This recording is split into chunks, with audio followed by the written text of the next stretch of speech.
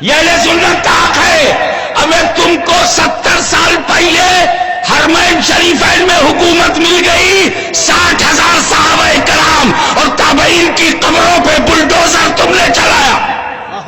رسول اللہ کی بیٹی کی قبر کو توڑنے والوں، حضرت عثمان غنی کے مزار کو توڑنے والوں، نہ تم خلفائے راشدین کے ہو نہ صحابہ کرام کے ہو، تم صرف امریکہ کے ایجنٹ ہو، یہودیوں کے غلام ہو، اسرائیل کے داس ہو.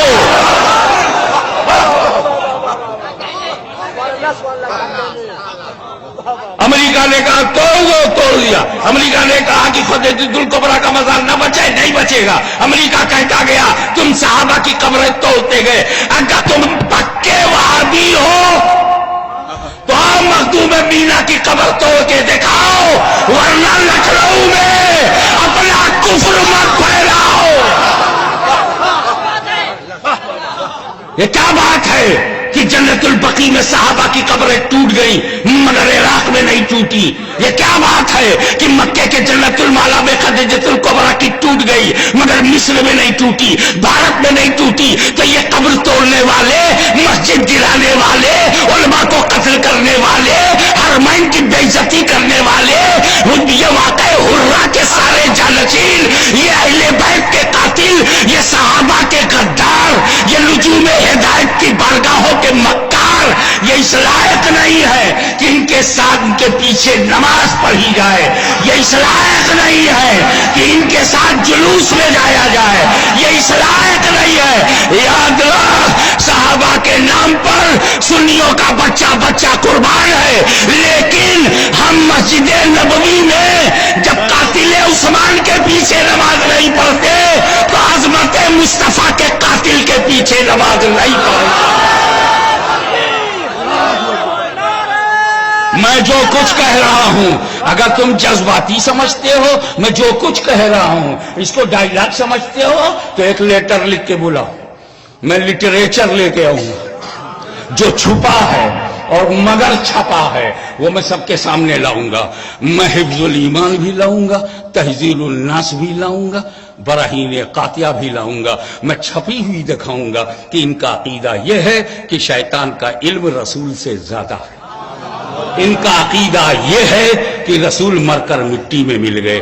ان کا عقیدہ یہ ہے کہ نماز میں گدھے کا خیال آ جائے، بیوی کے ساتھ فزیکل کانٹیکٹ کا خیال آ جائے وہ اچھا ہے، نبی کا خیال نہ آئے.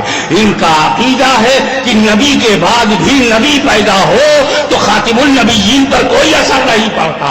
ان کا عقیدہ ہے کہ نبی کو دیوار کے پیچھے کی خبر نہیں. ان کا عقیدہ ہے کہ نبی کو کچھ آتا جاتا نہیں، انہیں تو اپنی بھی پتہ نہیں، اپنا حال نہیں معلوم. ان کا عقیدہ چھپا ہوا ہے کہ نبی کو جو اللہ نے علم غیب دیا ہے اس میں کوئی بڑائی نہیں. ایسا علم غیب تو جانوروں، پاگلوں، مجنونوں کو بھی حاصل ہے. چھیڑنا مت، یہ سب آ جائے گا. اپنے کو مسلمان ثابت کرنا مشکل ہو جائے گا، سمجھے جناب؟ اس لیے ہمارا ساتھ نہ دو، چپ چاپ اپنی اجتماع گاہ میں بیٹھے رہو. ہم جلوس محمدی نکالیں گے، کان میں جا کے کسی کے کچھ کہو گے تو ہم پبلک میں کہیں گے. تمہیں کان مبارک ہو، ہمیں پورا ہندوستان مبارک. حضرات گرامی، یہ کام نہیں چلے گا. ابے تم سمجھتے ہو کہ مجھ کو چڑھاؤ گے میں چڑھ جاؤں گا؟